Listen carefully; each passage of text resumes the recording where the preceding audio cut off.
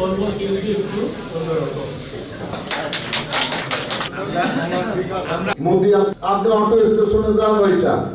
আমি তখন কুষ্টিয়া সরকারি কলেজের দ্বিতীয় বর্ষের ছাত্র ছিলাম।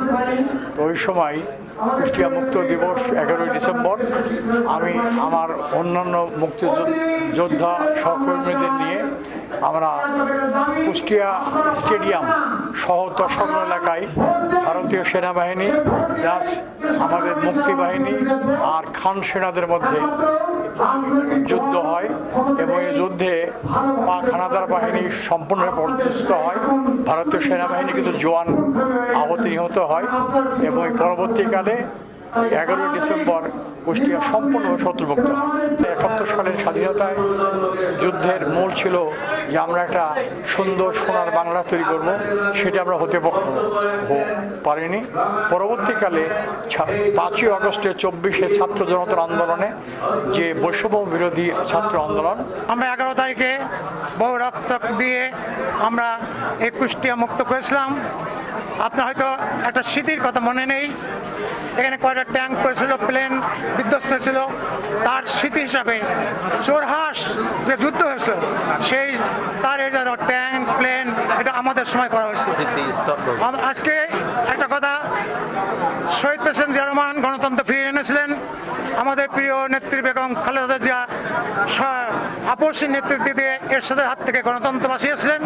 ইনশাআল্লাহ তারেক রহমান ম্যাডামের হাত দিয়েই বাংলাদেশে আবার বহুদলীয় গণতন্ত্র, সংবাদপত্রের স্বাধীনতা থাকবে। স্বাধীনতার যে আকাঙ্ক্ষা আমাদের ধারণ করতাম, এদেশের মানুষ যারা যুদ্ধ করেছে তারা বারবার সেটা ওষুধ খেয়েছে। তার মধ্যে অন্যতম ছিল গণতন্ত্র, যে গণতন্ত্রের জন্য বারবার আমাদের সংগ্রাম করা লেগেছে, যে ভোটের জন্য বারবার আমাদের সংগ্রাম করা লেগেছে এবং মানুষের অধিকার ফেরানোর জন্য প্রতি মুহূর্তে এই স্বাধীন দেশেও অসংখ্যবার মানুষের জীবনহানি হয়েছে, ক্ষতিগ্রস্ত হয়েছে, নির্যাতিত হয়েছে।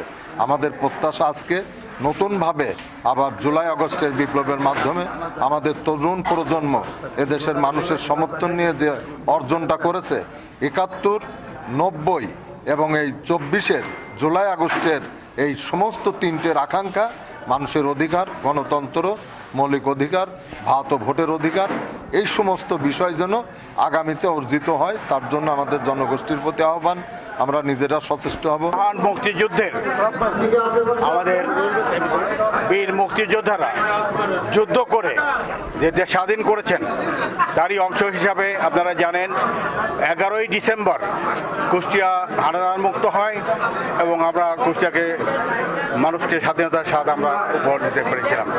উদ্দেশ্য একটি ছিল, মুক্তিযুদ্ধের উদ্দেশ্য দেশ স্বাধীন হলে মানুষের মৌলিক অধিকার, খাদ্য, বস্ত্র, বাসস্থান, শিক্ষা, চিকিৎসা এগুলো আমরা পাবো।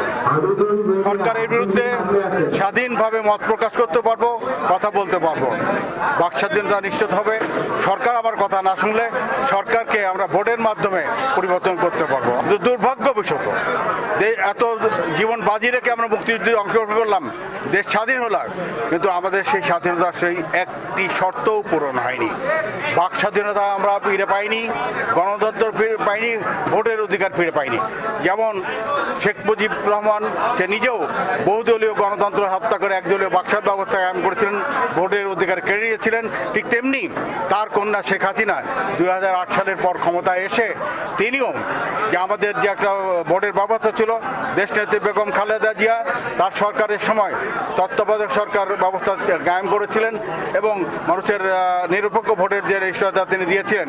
হাসিনা ক্ষমতায় এসে আদালতের মাধ্যমে, তার সেবাদাস বিচারকদের মাধ্যমে সে আইন পরিবর্তন করে সেই ভোটের অধিকার কেড়ে নিয়ে, আপনারা জানেন 14 সালের নির্বাচন, 18 সালের নির্বাচন এবং 24 সালের নির্বাচন, তিনটি উপহাসে নির্বাচন করেছে। তার প্রভু ভারতের প্রাধান্যতায়, ভারতের আশ্রয় প্রশ্রয়ে তারা জনগণ থেকে বিচ্ছিন্ন হয়ে গেছে।